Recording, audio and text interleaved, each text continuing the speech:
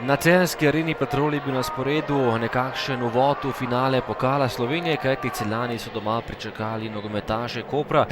Gostje so v sijajni formi, odkar jih je prevzel Rodolfo Vanoli, tokrat pa so sijajno tudi začeli tale dvoboj. Tole je že prva akcija tekme in gol za 0:1. Žitko je izgubil žogo, Galešič pa je zatresel mrežo za 0:1. Prva akcija tudi domačih nogometašev, priložnost za domače pa je tokrat splavala po vodi. Še napad Celjanov in priložnost za Bajdeta, koprski nogometaši so bili sijajni v obrambi.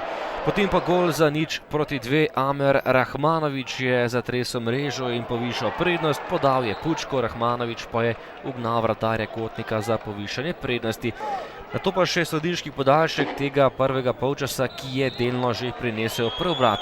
Tole je bil najprej drugi rumeni karton za Rahmanovića, ki je moral predčasno pod prho, nato pa še nova izključitev zaradi novega prekrška. Tudi Gregorič je moral z igrišča zaradi 2 rumenih kartonov in koprski nogometaši so ostali samo z 9 nogometaši na igrišču še pred koncem prvega polčasa. Prosti udarec za Verbiča, prečka je rešila vratarja Koprčanov Vasjo Simčiča, ki je tokrat zgolj pospremil žogo s pogledom. Drugi polčas pa napadi Celjanov, najprej priložnost, ki je bila zapravljena, zgrešil je Verbič, potem pa prvi gol na tekmi tudi za Celjane. Podal je Jeslinek, žogo pa je mrežo potisnil Šporan in znižal prednost Koprčanov. Tole je bila potem še akcija za 2:2. Še enkrat je bil podajalec Jeslinek, Sani pa je pospravil žogo mrežo z glavo. To je že nova akcija in še tretji gol v mreži gostov. Tokrat je podal Sani. Izjemno pa je žogo zabil mrežo Sebastian Gobec, ki je vstopil v tem drugem polčasu in popeljal Celjane do prednosti in do popolnega preobrata. Celjani so zabili 3 gole za nove 3 točke in še naprej ostajajo na visokem drugem mestu.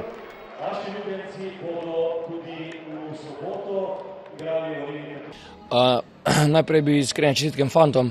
Mi smo se na tekmih v Domžalah, ko smo bili deležni marsikatere kritike, mislim, da zelo hitro nekaj naučili. Res, da mogoče prvi polčas ni bil najboljši, nekako nam igra ni stekla. Mi smo določene taktične težave, ker Koper pač igra neko specifiko v slovenskem prostoru. Potem pa nekako smo se v slačilnici umirili, nekako smo zadevo, ki smo jo, bom rekel, se naučili na tekmi z Domžalami in to tudi potrenirali, nekako za številčno premočjo, mislim, da zelo korektno in mirno nekako si prihajali v situacije. Mi smo vedeli, da Koper ne bo mogel zdržati našega pritiska in jaz mislim, da na koncu, da smo zasluženo zmagali.